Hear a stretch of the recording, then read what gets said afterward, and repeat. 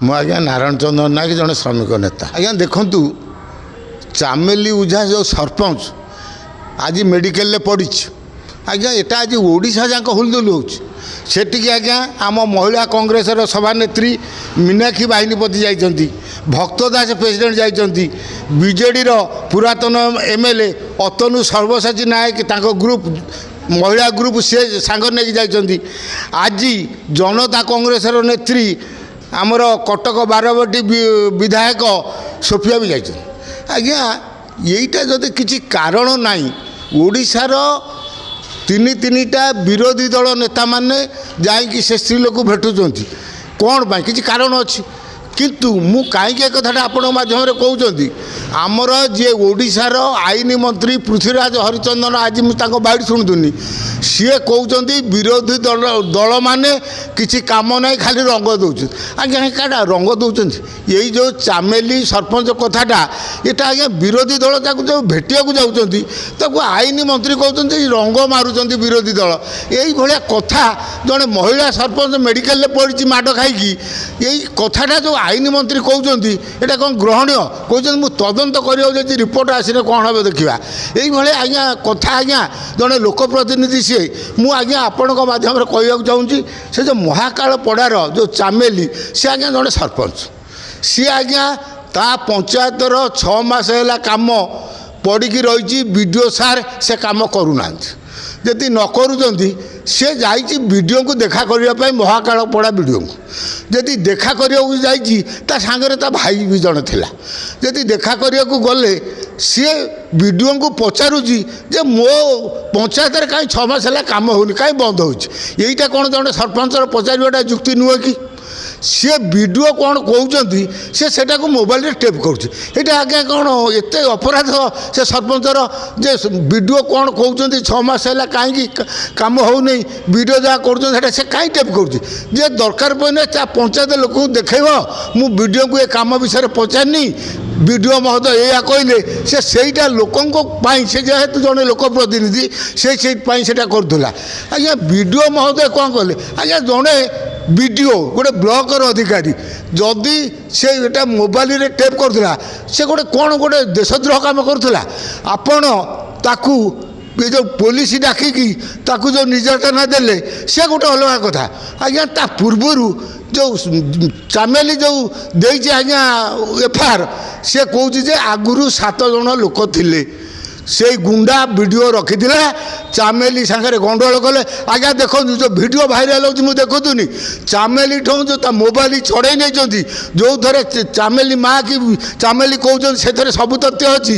ସେ ମୋବାଇଲଟା ଆଜ୍ଞା ଜଣେ ବାହାର ଲୋକ ଛଡ଼େଇକି ନେଇଯାଏ, ପବ୍ଲିକ ଲୋକ, ଯେଉଁ 7 ଜଣ ଟୋକା ଏଠି ଛିଡ଼ା ହେଇଥିଲେ, ଯାହା ନାଁରେ ଚାମେଲି କେ ଦେଇଛି। ଆଜ୍ଞା ବିଡ଼ିଓଙ୍କ ଅଫିସରେ ଇଏ 7 ଜଣ ଟୋକା କ'ଣ କରୁଥିଲେ? ଚାମେଲିଠୁ ଛଡ଼େଇକି ନେଲେ। ବିଡ଼ିଓ ମହୋଦୟ ତାଙ୍କ କର୍ମଚାରୀମାନେ କ'ଣ କରୁଥିଲେ? ଇଏ ଜଣେ ଲୋକପ୍ରତିନିଧି ଯାଇଛି ଆଜ୍ଞା ଅଫିସ।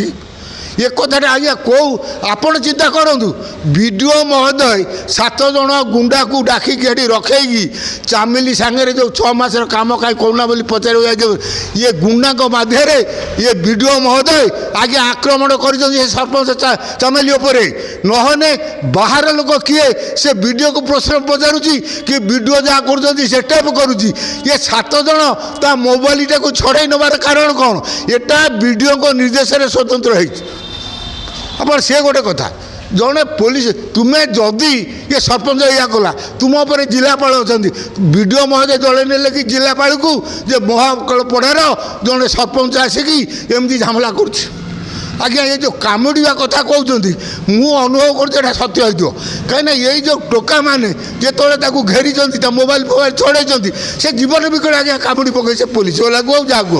ସିଏ କ'ଣ ଆଜ୍ଞା ଜଣେ ସରପଞ୍ଚ? ସିଏ କ'ଣ ଆଜ୍ଞା ଗୋଟେ ନକ୍ସଲପନ୍ଥୀ ନା ମାଓବାଦୀ ସେ ଲୋକଙ୍କୁ କାମୁଡ଼ୁଥିଲା? ଯେତେବେଳେ ତା ଜୀବନ ଉପରେ ଆଞ୍ଚ ହେଇଛି, ସେ ଜଣେ ମହିଳା, ସେ ବାଧ୍ୟ ହେଇକି ଏ କଥା କରିଛି। ଇଏ କଥା ଛାଡ଼ନ୍ତୁ, ପୋଲିସ ବାଲା ତାକୁ ବାନ୍ଧିକି ନେଲେ, ଘୋଷାରି ନେଲେ।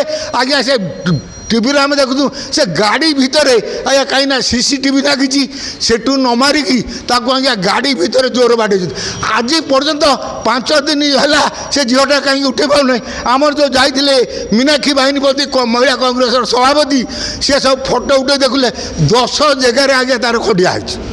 आज्ञा बीजेडी महिला नेत्री भी सी देखते जो जगार सब से निजे प्रेजेंट से जो चामिली ये जो सरपंच कतरे बसिकी देखते तार सब जो फाटी जो दाग हो पिठी हाथ गोड़ एगुरा आज्ञा किए आज्ञा दाग कर पुलिस बाड़ी कि से ब्लक गुंडा बाड़े जी आज्ञा 7-8 तार खंडिया आज्ञा घोषारी घोषारी जड़े लोक प्रतिनिधि पुलिस वाला घोषारी घोषारी गाड़ी नहीं आज्ञा केन्द्रापड़ा मेडिकल आज्ञा मुझे गोटे कथा बुझा चाहूँगी आज्ञा जड़े लोक प्रतिनिधि सरपंच ताकू वीडियो गुंडा नगे मारू पुलिस वाला घोषणा नियंतु आज्ञा कौन बेड ना आज्ञा तले से पड़ी अतनु सब सची जो ना कि जो महाकालपड़ार पुरातन एमएल सी जाकि अनुरोध करूँ आज्ञा बेड खंडे देले गोटे लोक प्रतिनिधि माड खाई खंडिया खाबराई तले पड़ी बेड खंडे नु यहाँ गोटे सुपर कल्पित नुह कि चामेली विरुद्ध में आ गोटे कथा कहवा चामेली अभियोग कर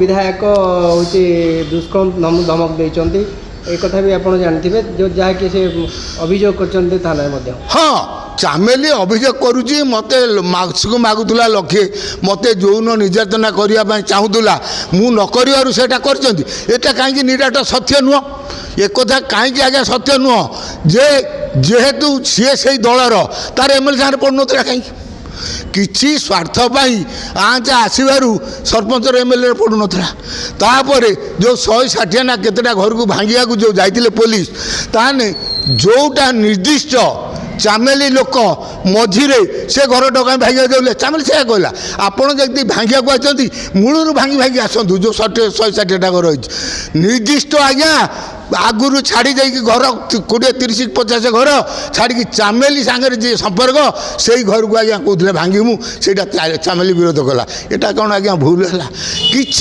चामचा को ये शुणा नगे जाइए चामेली बाप टाउटर चोर सी टंका मागुला कम कने आमको परसेंट नौला जो कहते मु आज्ञा आपण मध्यम पचार चाहूँगी ये देशर हो राज्यर हो कौन जड़े राजनेता कह कि मु टंकाटे छर्थ नौ आज्ञा दिने जीशु ख्रीष्ट गोटे बाटर जाऊँगी जो ख्रीष्ट धर्म प्रचार करते जीशु ख्रीष्ट गला गोटे गाँव में देखला किसी लोक गोटे झील को टेका फगाड़ुं जीशु ख्रीष्ट जाए पचारे अरे बाबू कहीं से झीटा को टेका फगाड़ कहला ये झीटा यहाँ गोटे बेश्या नष्ट चरित्र ये आम गाँ को पिला नष्ट करदे आम टेका फगाड़ जीशु ख्रीष्ट गोटे कथा पचारि जदि कौन जेतिक टेका धरी फगाड़ुच जो 50-100 लोक कह कि किए खराब काम करना खराब संपर्क रखिना जी सचट से टेका फल देखाला 99 भाग लोक हाथ टेका खसी पड़ा मु आज्ञा पचार चाहूँगी से मध्यम एमएलए हो ओडार जेकोसी दलर हो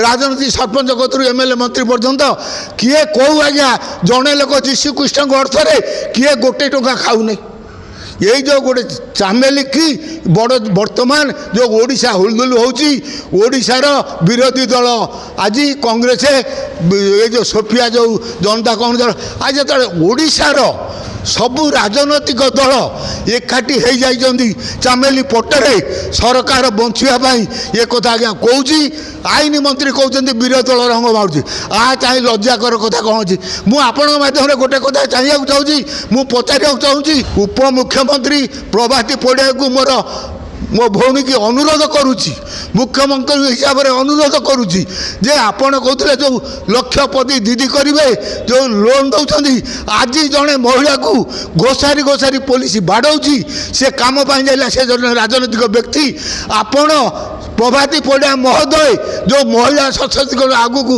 ये जो जशोदा कहीकि जो लोक को टंका देकी आज जो सुभद्रा योजना करी आज गोटे महिला को पुलिस घोषारी की बाड़ौची डाक्तरखाना बेड दौना जो अकथनीय अतनिया कर जड़े वीडियो कदी किए जाए सरपंच जाए न चेयरमैन जाए कहीं ब्लॉक काम कर घोषारी की बाड़ौची प्रभाती पड़िया महोदय देखा गले जो सुभद्रा योजना लक्षपति दीदी कहते भारत में आम 1 नंबर महिला ये जो जशोदा ये देकी ये जो सुभद्रा योजना रे से सुभद्रा योजना रे जदि आज देश में आप 1 नंबर कर महिला मानू आज जड़े महिला को निर्यातित कराऊँगी पुलिस घोषारी की नौ बाड़ौची मेडिकल पड़ी मेडिकल खंडे सीट मिलूना तले शोची अतनु सब सची कहू गोटे सीट मिलला आज्ञा प्रभाती पड़ा कहे कि ମହିଳାମାନେ ସୁରକ୍ଷିତ ଅଛନ୍ତି।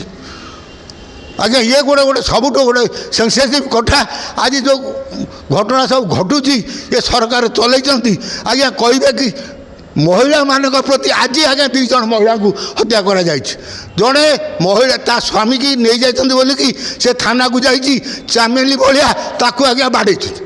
ତା ସ୍ୱାମୀକି ଥାନାବାଲା ଧରି ନେଇଯାଇଛନ୍ତି, ସିଏ ଗଲାବେଳକୁ ତାକୁ ବାଡ଼ଉଛନ୍ତି। ଆଜ୍ଞା ଏଇଟା କ'ଣ ବିଜେପି ସରକାର ନାରୀ ସୁରକ୍ଷା ଲକ୍ଷପତି ସୁଭଦ୍ରା ଯୋଜନା ଲକ୍ଷପତି ଦିଦି କରିବାର ଅଛି? ମୁଁ ଆଜ୍ଞା ଏକଥା 20 ତାରିଖ ଦିନ ଆମର ପ୍ରଧାନମନ୍ତ୍ରୀ ଆସୁଛନ୍ତି ନବରଙ୍ଗପୁର।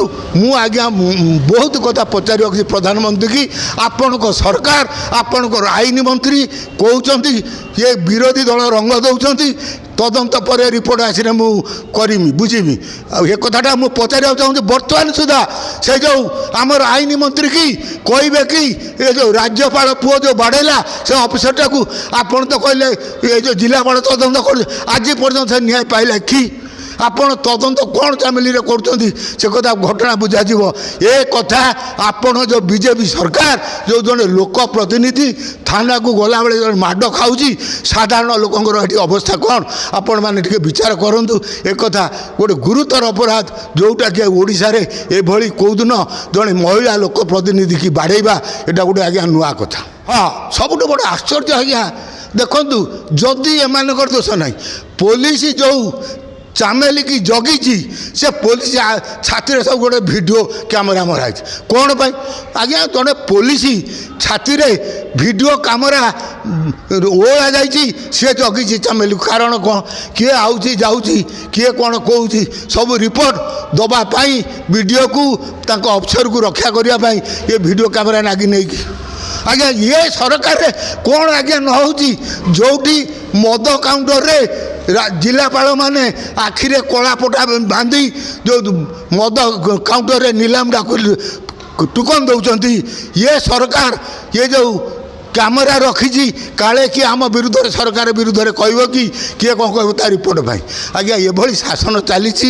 ଏକଥା ଆପଣଙ୍କ ମାଧ୍ୟମରେ ମୁଁ ପଚାରିବାକୁ ଚାହୁଁଛି, ଭିଡ଼ିଓ କ୍ୟାମେରା ଛାତିରେ ମାରିକି ପୋଲିସ ଚାମେଲିକୁ ଜଗିଛି, ଆଉ ଆଜ୍ଞା ଘୋଷାରି ତାକୁ ପୋଲିସ ନେଉଛି ବାଡ଼େଇଛି 10 ଜାଗା ଖଣ୍ଡିଆ।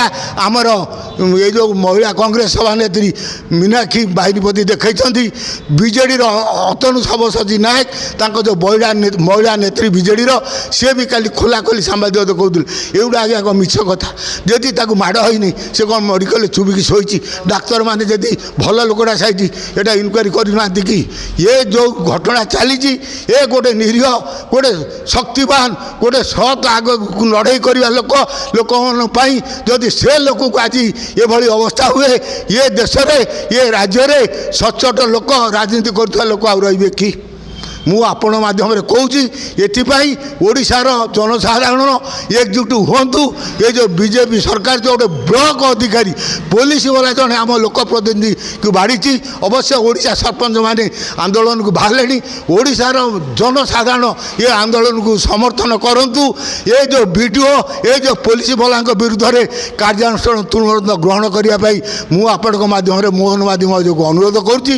ଆଉ ଏ ଆନ୍ଦୋଳନକୁ ସକ୍ରିୟ କରିବା ପାଇଁ ଓଡ଼ିଶାବାସୀଙ୍କୁ ବି ଅନୁରୋଧ କରୁଛି।